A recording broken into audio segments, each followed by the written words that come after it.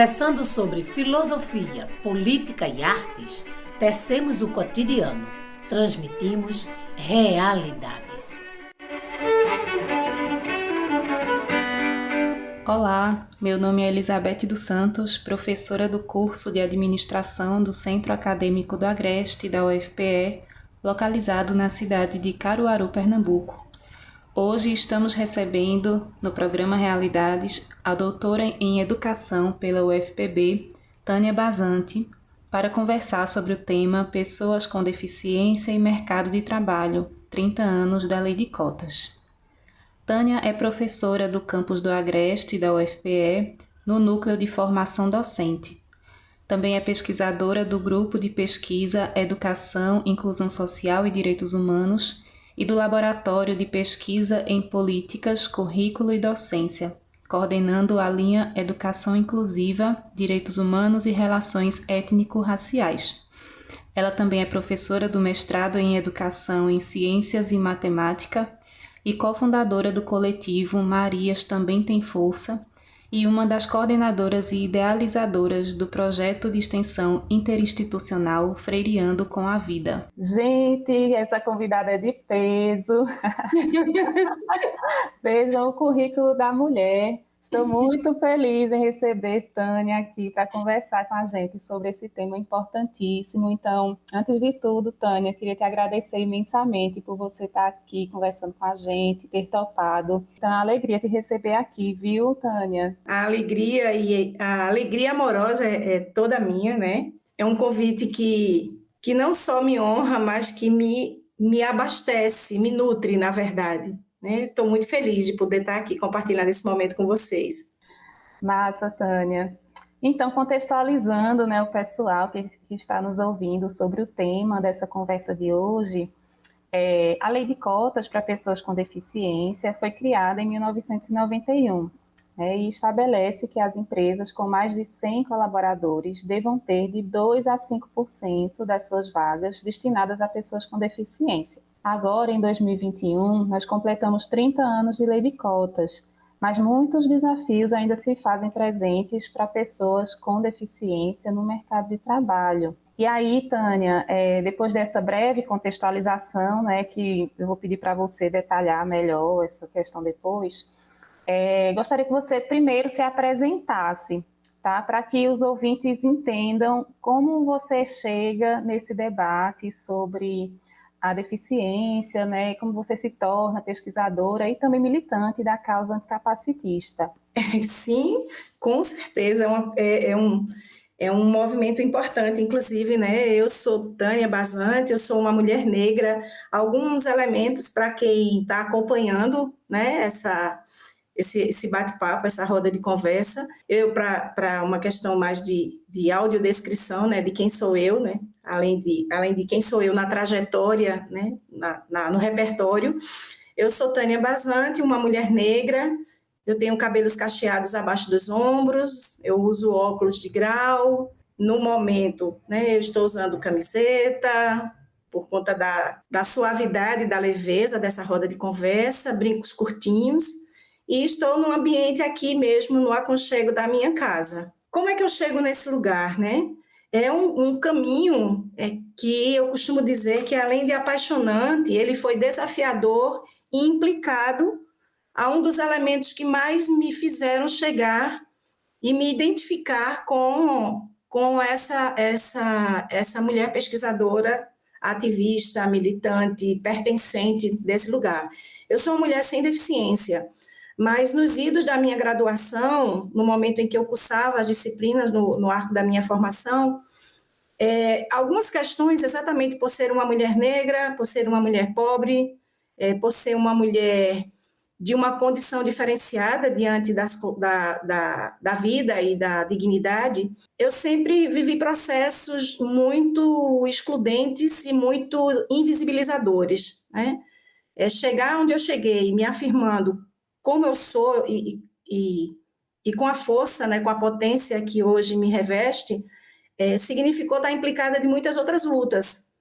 E quando eu estava no processo da minha formação inicial, né, como em pedagogia, sempre acontecia momentos na instituição onde eu estudava que me atravessavam muito nessas questões das desigualdades e da condição específica de uma pessoa com as suas características dentro de lugares tão cheios, por exemplo, quando eu falo da mulher negra, numa branquitude tão perversa. Eu fui me filiando aos elementos que estavam ali. E, além de ser mulher, eu percebi o recorte da deficiência como sendo um marcador que também sofria, né, os impactos de estar submetida a uma situação de segregação, de exclusão, de subalternidades, de violação, e isso foi fazendo, no trânsito da minha formação, que eu fosse me apaixonando e pareando com o processo de consciência e luta política a partir desse lugar. E fui alargando isso,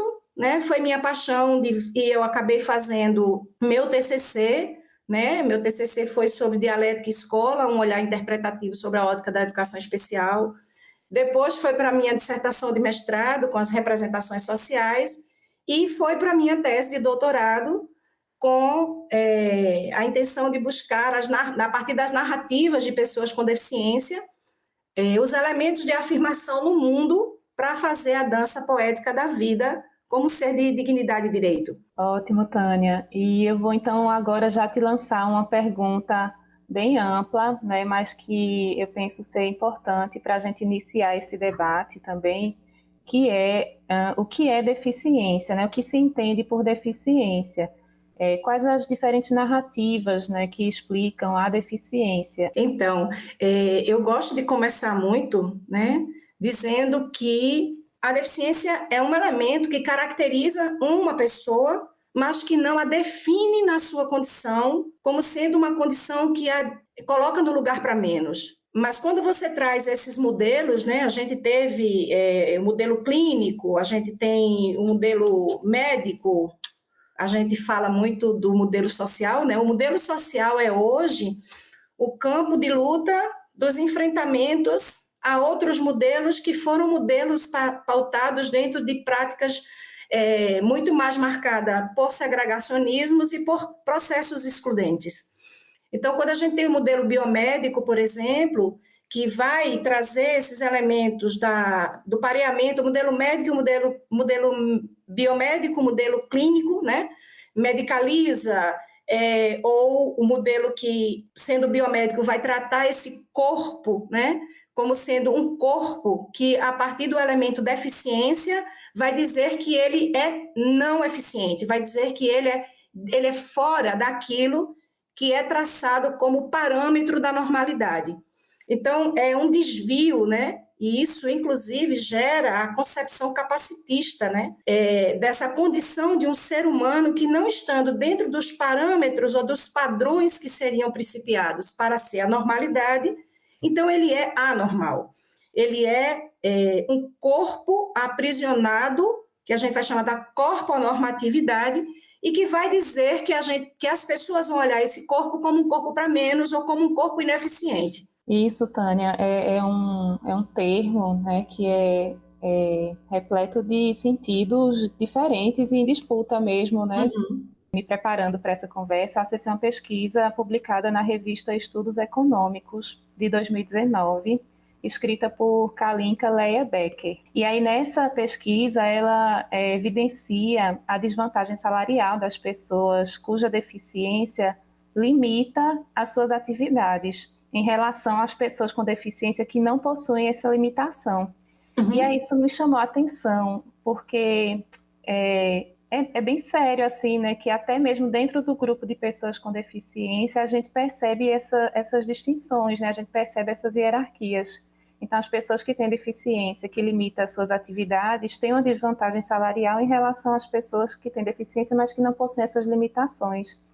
E aí eu fiquei pensando muito sobre isso e queria te escutar. Se a gente considera, né, o modelo de sociedade que a gente tem e a forma como as organizações, como as empresas, elas estão organizadas para uma lógica, né, de uma pessoa que tenha nas suas constituições todos os elementos que vão dizer que ela é uma pessoa eficiente, né, que ela é uma pessoa produtiva, quando a gente vai exatamente para aquele marcador da pergunta que você fez, o que é, usando a expressão deficiência como uma categoria, né?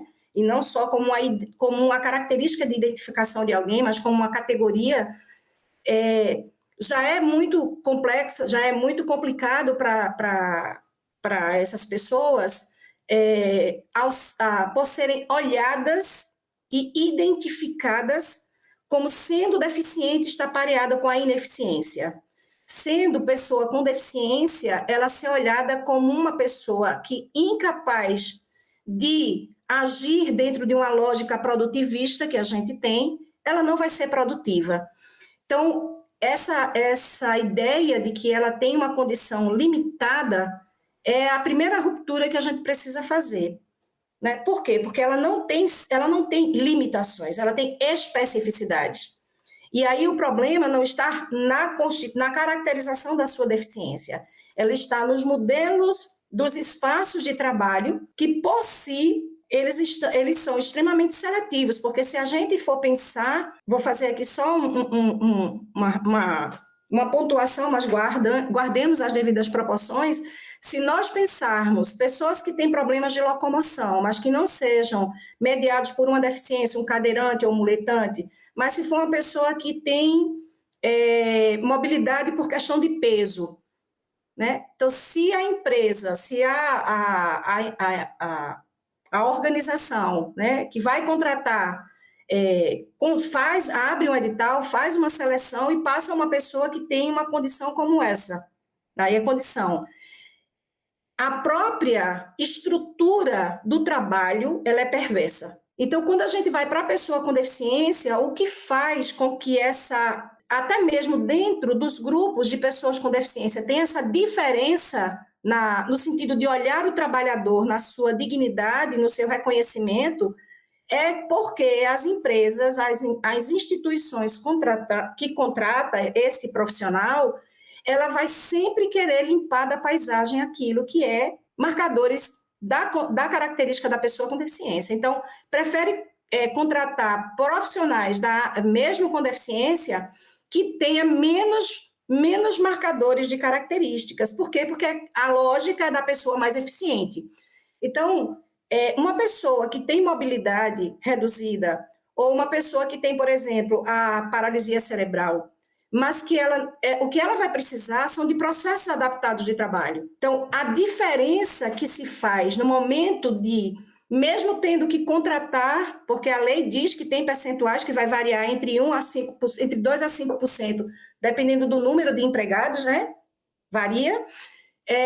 Vai sempre olhar e abrir as vagas de contratação, botando critérios que são seletivos, diferenciadores, no sentido de trazer a pessoa com deficiência que vai dar menos problema para a empresa, mas vai dar menos problema para a empresa no sentido das características que a empresa vai lidar na sua compreensão não deficiente, de pessoas sem deficiência. Assim, já queria fazer um marcador aqui, não existe pessoa com deficiência e pessoa normal, existem pessoas com deficiência e pessoas sem deficiência.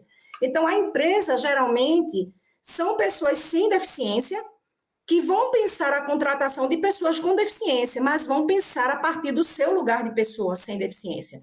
Então, as intenções que a empresa traz para contratar a pessoa não é olhando a pessoa. Tipo, eu vou abrir uma vaga de trabalho e o perfil dentro das pessoas com deficiência, que se encaixariam de maneira mais significativa nesse perfil, seriam pessoas com deficiência de locomoção, mais especificamente. Então, de maneira muito honesta, a empresa pode abrir a vaga para este público. Mas aí o que acontece? Como a empresa também, e aí isso faz parte da tirania do mercado de trabalho, que é fazer diferenciação das profissões, a exemplo da gente ser mulher, né? E às vezes entrar pela porta dos fundos das empresas. Quando eu falo entrar pelas portas dos fundos, é ganhar menos, ter menos direitos trabalhistas. Então, veja, cada vez que o mercado de trabalho precisa fazer contratações que vai gerar mais especificidades, mais adaptações, por isso que a discussão da acessibilidade é importante.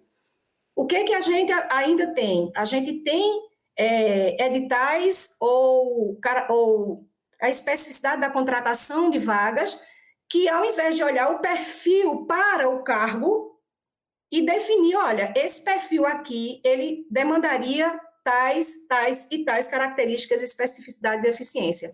Não, eles colocam tudo dentro do mesmo balaio e a ideia é trazer pessoas que deem menos problema.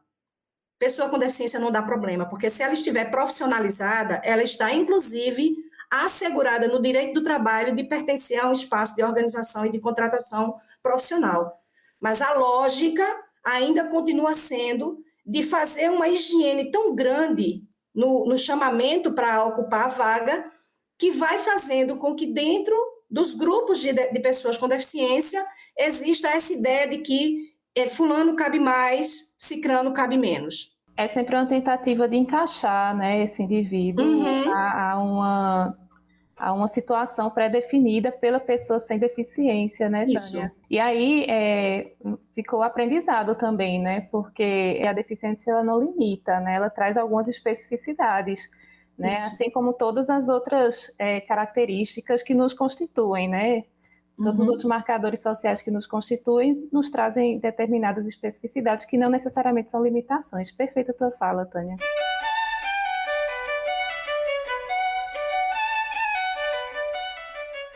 Em breve seguiremos tecendo realidades.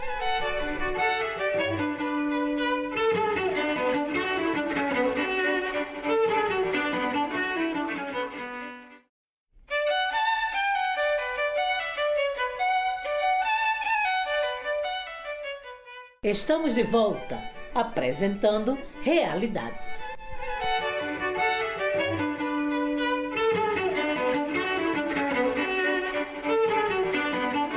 Estamos de volta com o programa Realidades. Eu sou Elizabeth dos Santos e estamos conversando com a professora, a doutora Tânia Basante, sobre o tema Pessoas com Deficiência e Mundo do Trabalho, 30 anos de Lei de Cotas. Tânia, gostaria de retomar aquela pesquisa, né, que foi citada no primeiro bloco, da Kalinka Gleia Becker, na qual ela fala sobre a discriminação contra pessoas com deficiências, também restringiu o acesso dessas pessoas à educação e à formação profissional, né, prejudicando o processo de formação dessas pessoas, né, e, subsequentemente, a possibilidade de inserção dessas pessoas no mercado de trabalho. Ela usa o termo capacidade, mas aí eu não vou falar em capacidade, já estou aqui cuidadosa com a linguagem. E aí eu gostaria de te ouvir, Tânia, sobre isso, sobre essa inserção das pessoas com deficiência na educação, né, na formação profissional, como tu percebe isso? Você traz, e aí eu já queria registrar, né, em relação ao é muito bom quando a gente vai para uma conversa, né, e a pessoa que está entrevistando a gente se enfronha, né, no tema. Isso faz com que a gente converse de maneira muito mais pareada e fica muito mais saborosa. Eu já queria deixar esse registro de pronto e não levar para os meus agradecimentos. Você me dá a oportunidade, falando sobre essa questão do acesso, da questão da educação e da formação profissional, a fazer um link que também estabelece a reflexão que a gente estava fazendo no bloco anterior, sobre de que maneira as empresas, as organizações, elas vão criando, elas deveriam, pelo menos, né, precisariam criar o perfil da pessoa com deficiência que vai contratar, olhando para o cargo, né, que ela vai ocupar. Isso seria muito interessante, porque ao invés de abrir para qualquer coisa e depois dizer, eita, olha, você não corresponde, porque o cargo que você vai ocupar, a deficiência que você tem, não traz a capacidade de você ocupar.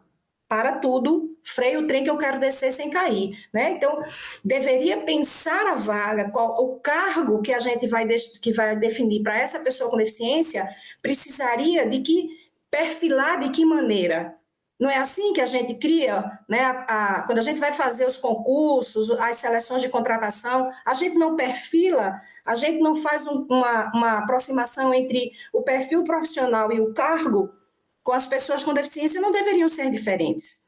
Então, quando a gente estava conversando aquilo lá no outro bloco, e vem para cá para a questão do acesso, esse é outro demarcador de fragilização e de negação de asseguramento do direito à diferença. Por quê? Porque se a gente olha para os processos formativos, né, existe também um encurralamento, que eu chamo de encurralamento entre os níveis de ensino. as pessoas com deficiência são em maiores números, eu não vou nem quantificar aqui, mas em maiores números na educação, na educação, no ensino fundamental, elas vão minguando na transição para o ensino médio e elas são praticamente sumidas quando vai para o ensino superior. Então, no ensino superior ou no ensino técnico, é que essas pessoas estariam no processo de qualificação para o trabalho. E aí você veja, quando você diz assim, por que elas vão e recebem menos? Elas recebem menos porque a deficiência é vista como um elemento definidor de parâmetro da pouca capacidade. Ela não vai chegar, quando ela chega para menos, porque ela já chega com a característica de, por ser deficiente, ela vai ser menos eficiente, então, portanto, menos produtiva, justificaria que ela ganhasse menos, e se ela vai ocupar o cargo tal, esse cargo tal é definido com um valor salarial X para o trabalhador, não é para menos o trabalhador que tem deficiência.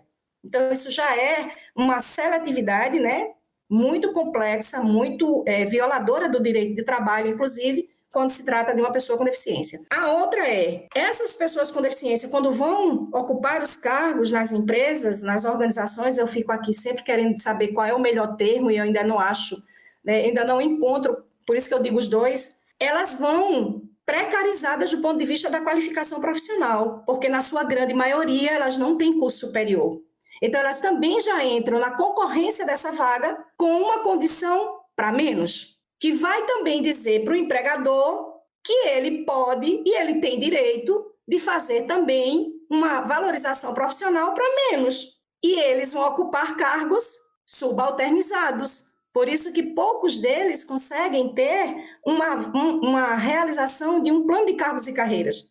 A empresa deveria, inclusive, no plano de cargos e carreiras, contemplar a diferencialidade dessa pessoa com deficiência para também ascender na profissão.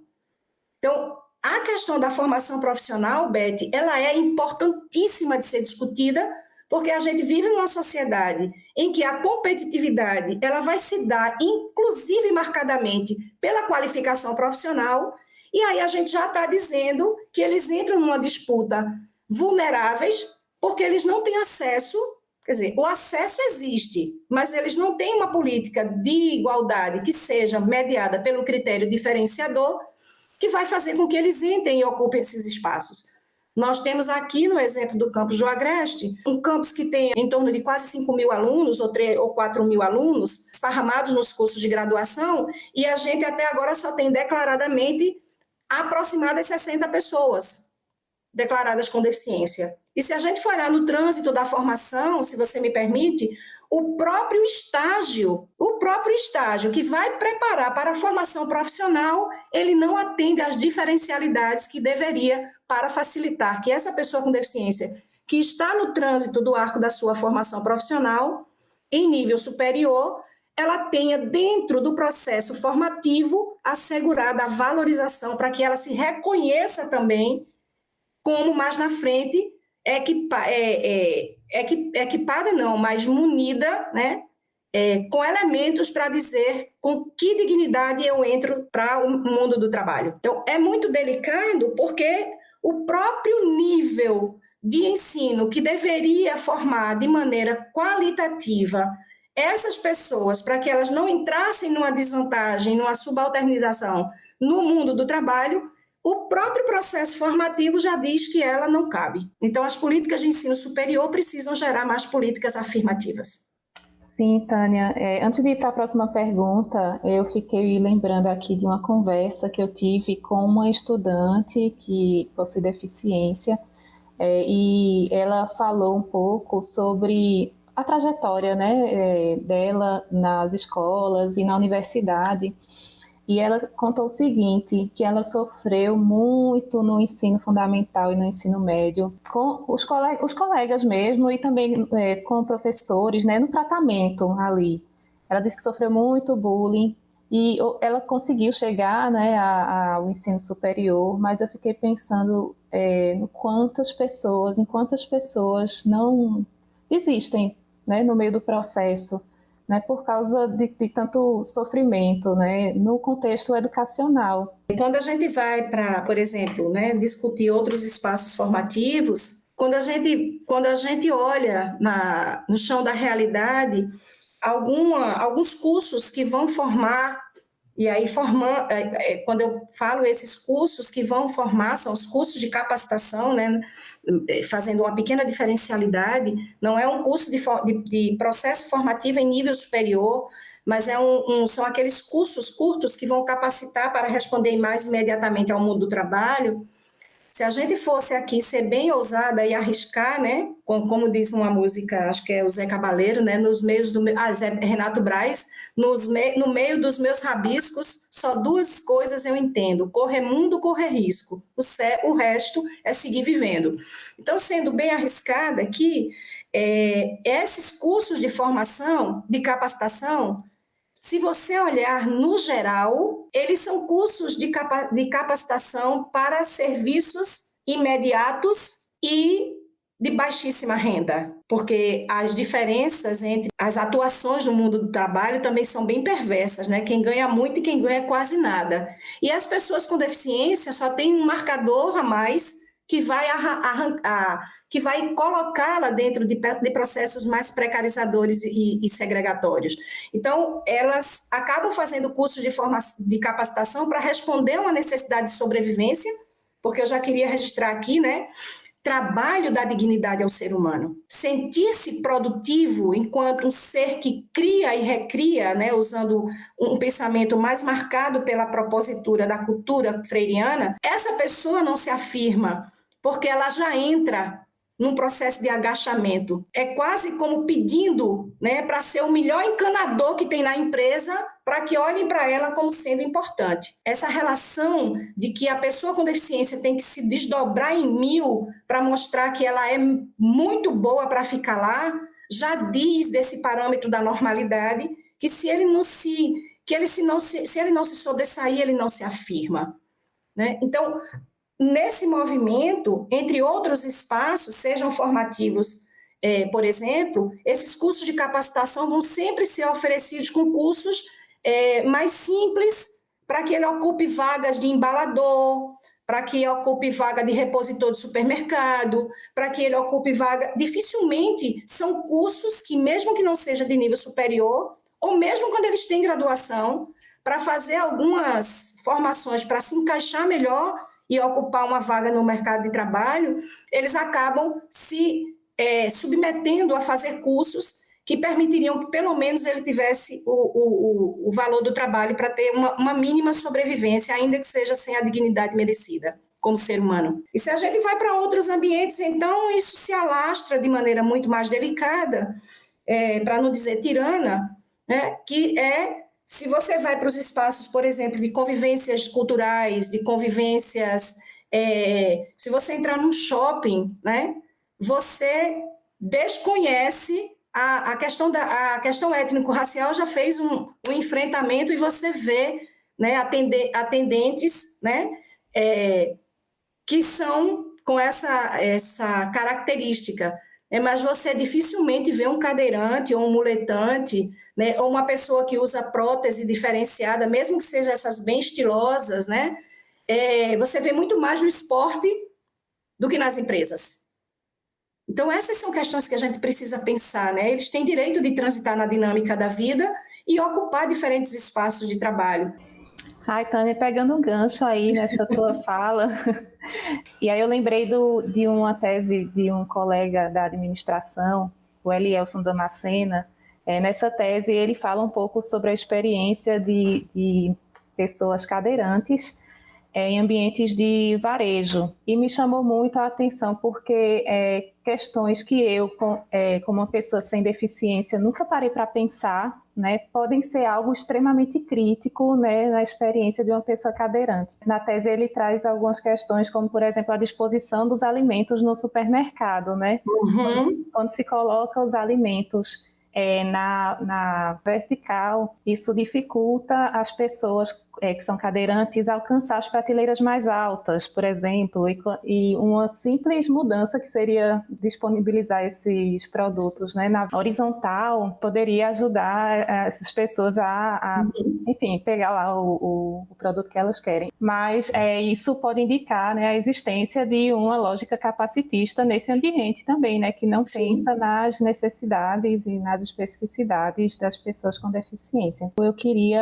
te perguntar sobre como você percebe a questão das intersecções, né, entre esses diferentes marcadores da diferença. Enfim, como tu percebe essas intersecções, né, entre gênero, deficiência, sexualidade? Eita, essa é uma reflexão extremamente densa e intensa, né? E se a gente vai para uma sociedade machocêntrica, a gente vai vendo ainda mais delicada essas intersecções, e com pesquisas hoje que são muito boas. Tem uma antropóloga que eu gosto muito de acompanhar, que é a Débora Diniz, né, dentro do recorte dos direitos humanos, inclusive. A gente tem a Lúcia Vendramin, a gente tem Dias, que são debates importantes, né? Tem uma outra agora que me puxa a perna à memória, mas que você já pontuou aí, que vai fazer exatamente esse debate entre gênero e deficiência.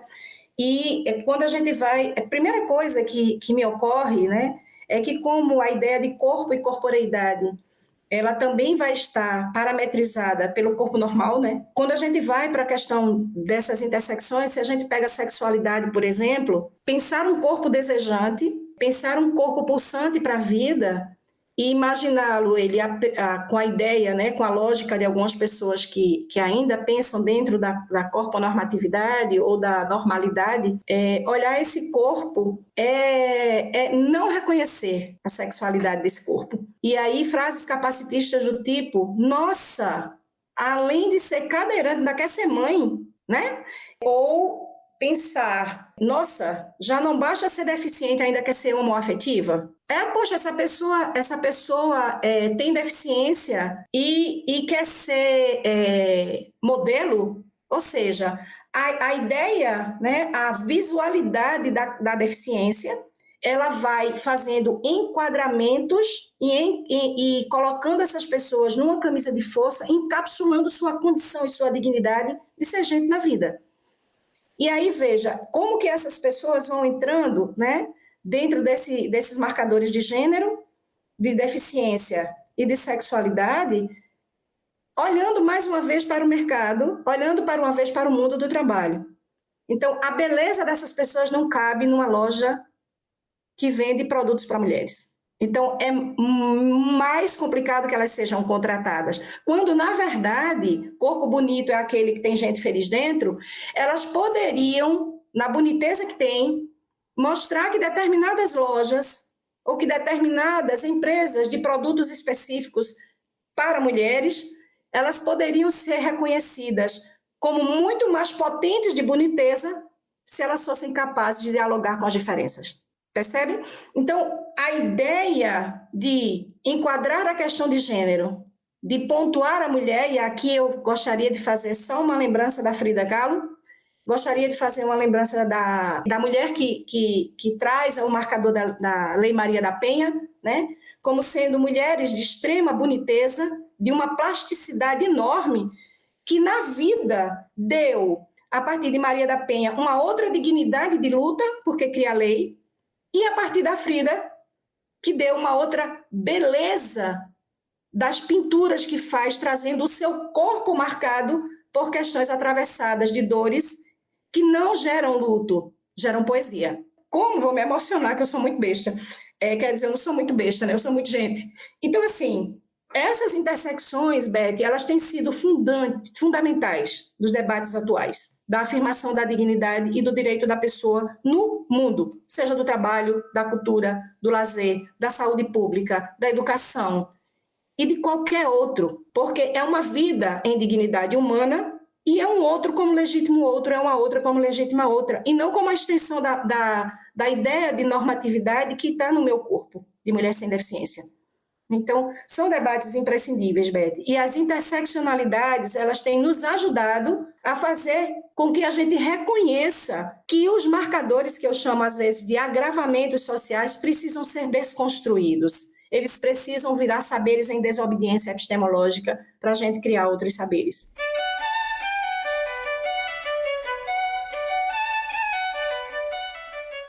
Em breve seguiremos tecendo realidades.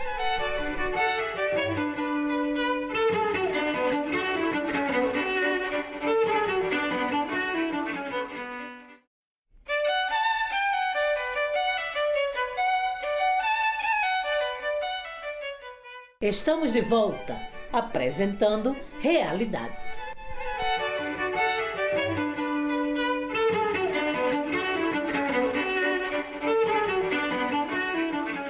Estamos de volta com o programa Realidades. Eu sou Elizabeth dos Santos e estamos conversando com a professora Tânia Basante sobre o tema Pessoas com Deficiência e Mundo do Trabalho, 30 anos de Lei de Cotas. Tânia, depois desse percurso maravilhoso, né, que a gente tem traçado aqui nessa conversa, me fala um pouquinho, então, onde entra a Lei de Cotas, qual a importância dessa Lei de Cotas nesse contexto todo que a gente já vem dialogando aqui. Vê, a Lei de Cotas, como todos os processos, Drummond tem uma das suas poesias, né, nos seus trechos, né, ele diz que os lírios não nascem das leis. Os lírios nascem as flores que nascem das leis são as lutas. Então, quando a gente pensa na Lei de Cotas, que foi criada em 1991, né? Em 1991, né? A Lei 8.213, ela traz um marcador que, se a gente olhar, circunstanciar ela, né? Na década de 1990, nós estávamos vendo muito fortemente a urgência de estabelecer e de legitimar o modelo social, de fazer uma transição paradigmática entre o paradigma da integração-segregação para o paradigma da inclusão-exclusão. Então, o paradigma da inclusão, o modelo social de deficiência, e aí a gente não fraturem os períodos, né? Não fronteiricem os períodos, eles são embrionários, né? Uma luta, ela se consolida num determinado período histórico, mas ela se constitui no trânsito da ebulição entre eles. Então, veja, a Lei de Cotas, ela é muito importante, porque ela também se cria num momento muito pulsante dos movimentos e das lutas por uma outra orquestração, por uma outra dança dessa constituição da luta das pessoas com deficiência na vida. Então, isso é importante, enquanto uma política que vai gerar questões que são da dignidade e dos processos de afirmação. Então, ela é importante, mas ela não é importante porque ela se cria como lei de cotas, ela é importante porque ela vai ser criada, inclusive pelo fortalecimento dos processos de luta para dizer, olha, esse espaço a gente também quer. E se ele não vai ser aberto, né, vamos, a partir da lei, criar essa possibilidade. Agora, estamos em 30 anos, precisamos problematizar demais, porque se a gente olha para a população brasileira de trabalhadores, apenas 1% das pessoas com deficiência ocupam o mercado de trabalho. Então, isso não é só um dado quantificar, né? Isso é um dado que revela ainda, né, que brigar por 2%, 3%, 5%, no máximo 5% em mais de 1.000 trabalhadores dentro de uma empresa é muito minimalista. Mas aí agora a gente vai fazer uma discussão interseccional, né? As empresas e as organizações vão dizer que também não tem como ampliar tanto a própria lei de cotas, já que o próprio processo de formação para se estabelecer esse trabalhador no mundo do trabalho, ele não tem. Então, a gente precisa começar a dialogar entre esses setores. Além dos debates interseccionais, a gente precisa fazer debates intersetoriais, porque a lei de cotas, ela nos dá essa possibilidade. Inclusive, as universidades agora, a Universidade Federal do ABC, ela já criou a resolução, já foi inclusive defendida, pelo que eu assisti numa das últimas atividades remotas das lives, dos webinars, né? A Universidade Federal de Pernambuco está nesse processo de construção para que nós tenhamos políticas afirmativas nas pós-graduações. Olha que interessante. E aí, como eu gosto muito de problematizar as coisas, né? e não de já acolher como se elas fossem essa ideia da inclusão diletante, né? Eu prefiro trazê-la para a reflexividade, para pensá-la na potência, né, do inédito viável, como diz Freire. Então, as universidades estão criando as políticas afirmativas para as pós-graduações, porque são pouquíssimas pessoas com deficiência ou de outras questões de minorias étnicas, raciais, enfim, identitárias, que chegam aos mestrados e doutorados. Estou, inclusive, me enfronhando no grupo lá do programa que eu faço parte para a gente construir isso lá. Mas uma das primeiras coisas que eu propus é de que maneira essa política ela precisa ser discutida desde a graduação, ela precisa ser discutida no ensino médio, porque senão, para que discutir a política de afirmação para a pós-graduação, sem fazer uma política de fortalecimento, não é nem de afirmação, é de fortalecimento da entrada dessas pessoas com deficiência nas suas diversas categorias de deficiência dentro dos cursos de nível superior. Então, é como se a gente estivesse querendo criar uma lei ou uma política afirmativa para um determinado nível de formação, como se a gente estivesse continuando, sempre perseguindo a ideia da dívida social. E eu prefiro acreditar que a gente está atrás da legitimidade do reconhecimento do princípio da dignidade do direito. Faz diferença pensar. De correr atrás de criar as políticas por dever, por estar em dívida social histórica, para criar essas políticas porque nós reconhecemos o princípio da dignidade do direito dessa pessoa de estar lá. Não é por dívida, é por dignidade e direito. Então, importantíssima a criação dessas leis, importantíssima a criação dessas políticas, mas eu ainda insisto que, além delas, é preciso mudar a lógica do pensamento limitante. É preciso mudar a lógica dos processos isolados, a exemplo do que você estava falando do supermercado. Não, então, para a gente atender essa demanda que precisa desses produtos mais baixos, então a gente cria uma prateleira lá no outro lado. É impressionante como a ideia das engenharias que a gente cria são das apartações. Elas não podem, se é necessário ser em outro ambiente por uma questão de localização, de especialidade, de especificidade, tranquilo. Mas se é porque a lógica continua sendo a de que eles estão no espaço à parte, é complicado. Então, é mais ou menos nessa ebulição que a gente celebra os 30 anos da Lei de Cotas, mas que a gente precisa olhar para isso a partir do contexto dos movimentos de luta em que ela foi criada, e que a gente analise o que significa o não direito de uma pessoa com deficiência chegar a um nível de formação e de qualificação de nível superior para ocupar com dignidade o mundo do trabalho. Ô, Tânia, e você conhece outras ações importantes no combate ao capacitismo? Sim, se você me permite dizer o nome de um grupo, né? Só para dar um exemplo, e aqui eu já deixo minha gratidão a Marcelo Vitoriano por ter encontrado com ele nas andarilhagens disso, a professora e socióloga Marta Gil, que é hoje uma pessoa de muita inspiração para mim. O Marcelo Vitoriano, ele é da Specialstein, que é uma organização que é nacional e internacional e que hoje trabalha com a capacitação e a formação de pessoas autistas, para que elas tenham qualificação e possam entrar de maneira a reconhecer a sua dignidade de trabalhador e trabalhadora no mercado do trabalho.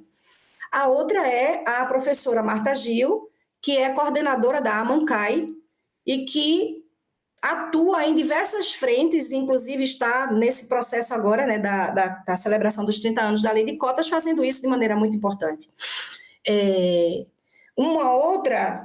E que é sempre na perspectiva da afirmação das diferenças para reconhecer que é preciso fazer adaptações nos ambientes de trabalho para que essas pessoas, ao fazer uma contratação entre perfil e cargo, não faça a seletividade entre as diferenças, entre as deficiências, não subalternize, porque a gente luta por nenhuma deficiência a menos, e que especifique o cargo para depois que a pessoa passa na seleção dizer que ela não cabe, ou ela encontrar com uma chefia que fica com a cara de assustada sem saber o que quer fazer com ela, como eu conheço relatos de pessoas que passam em instituições públicas federais, mas que no momento que vão assumir os cargos, os chefes ficam passando de um para o outro porque não sabem o que fazer com ela dentro do setor. E quem deveria saber é o chefe, afinal de contas, se o concurso foi feito, ela está lá por direito. Essas são 2 exemplos, né, que eu gostaria de trazer aqui.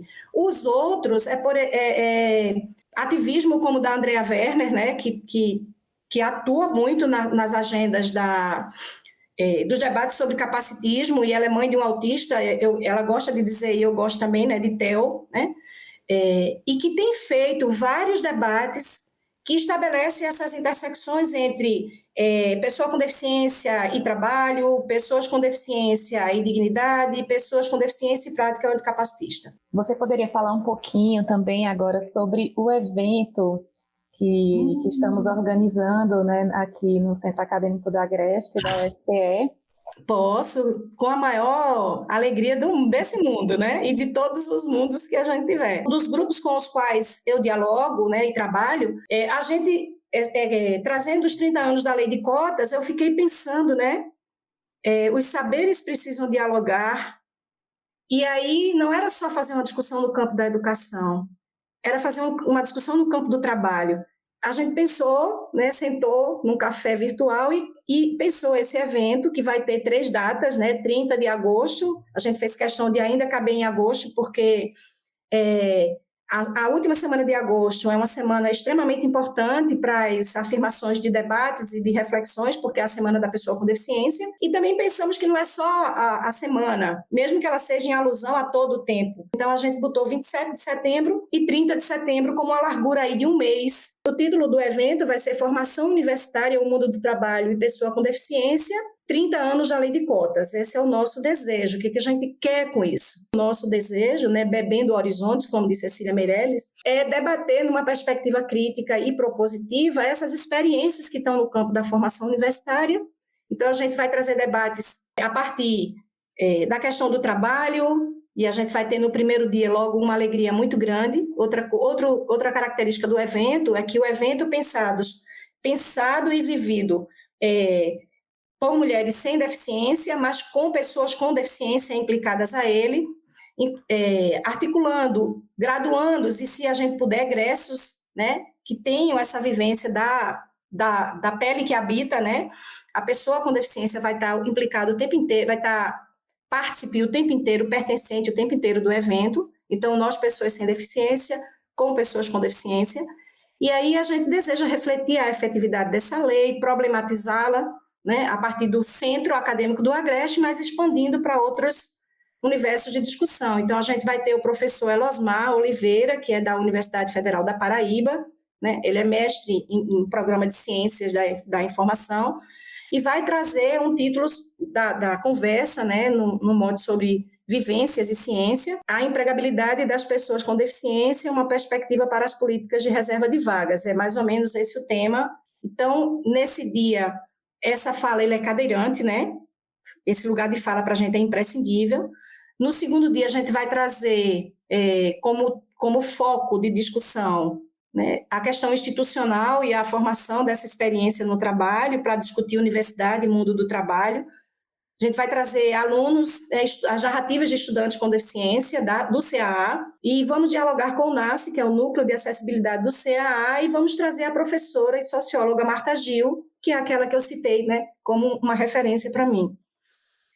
No terceiro dia, que vai ser o dia 30 de setembro, a gente vai ter como foco o debate da extensão, né, a gente quer olhar a universidade para além dela mesma, e aí vai ser a inclusão da pessoa com deficiência e o compromisso da extensão universitária. Vamos trazer a professora Maria Aida Barroso, que tem um projeto belíssimo com música e inclusão aqui no CAC, né?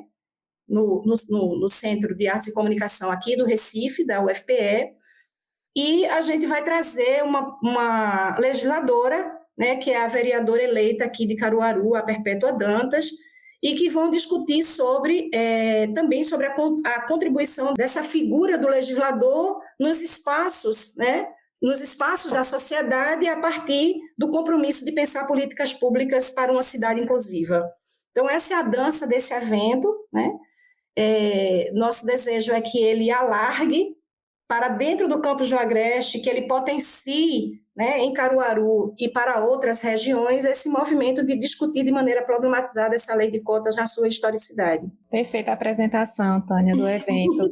Porém, sintam-se todas, todos e todes convidados para participarem desse momento, principalmente dos dias 27 de setembro e 30 de setembro, né? E aí vocês podem fazer a inscrição gratuita, enviando o nome completo, CPF e número do WhatsApp para o e-mail grupovivenciascaufpe@gmail.com. Tá? Então, convidamos aí vocês para estarem nessa conosco também. E Tânia, caminhando para o final da nossa conversa, queria te pedir para indicar materiais, livros, filmes que as pessoas que tenham interesse em entender mais sobre o tema possam acessar. Deixa eu abrir aqui a minha pastinha enquanto isso, né? Bom, eu diria que ler autores como Débora Diniz, né? Ler esse material que você citou, se você quiser ressituar ele, que inclusive que norteou nossa conversa de hoje, se você puder reforçar daqui a pouco, depois da minha fala. Tem uma autora chamada Deise Serra, inclusive ela faz ela tem um artigo muito interessante sobre uma análise do primeiro ano da implementação da Lei Brasileira de Inclusão, né, que é uma lei importantíssima, né, para além da lei de cotas. Ela é uma lei, eu costumo dizer que ela é a espinha dorsal, né, a partir dela a gente sai, né, ramificando para várias leis, outras que dão direito e dignidade à pessoa com deficiência. Então, se aproximar da Lei Brasileira de Inclusão, que é chamado Estatuto da Pessoa com Deficiência, tem materiais muito importantes, como da Werneck, como da professora Marta Gil, como do pessoal daqui da UFRN, né, materiais da professora Martins, que é do programa daqui, da educação da UFRN, ler materiais, eu não vou dizer nomes específicos, mas o pessoal da UERJ produz muita coisa bonita, muita coisa boa, principalmente no recorte da educação, da Universidade Federal de Santa Maria, né? Procurar, tem revistas de direitos humanos, de educação e direitos humanos. Hoje, debater as questões da pessoa com deficiência é impossível fora do debate dos direitos humanos, né? Então, ler Rifiotes, ler a Vera Maria Candor, né, para poder se situar no debate dos direitos humanos é importante. Enfim, por aí vai. Ler a Luciana Vendramin, ler a Dias, né? Não deixa de ler, também de revisitar, né, a Declaração Nacional dos Direitos Humanos. E para encerrar, eu gostaria de encerrar com uma poesia de Manuel de Barros, que esses últimos dias me atravessou um bocado. Eu vou ler só uma brechinha, né, só um trechinho. Então, o Manuel de Barros diz assim: o olho vê, a lembrança revê e a imagem transvê. É preciso transver o mundo. Manuel de Barros. Assim eu vou-me embora, deixo cheiro e estou sempre por aí nas andanças e nas danças da ciranda da vida. Ai, agradecida demais, Tânia. Foi ótima essa conversa contigo. Aprendi demais sobre o tema. E sigamos juntas, né? Sempre. Sigamos. Sempre. Gratidão, viu? Cheiro grande para você e para os nossos ouvintes.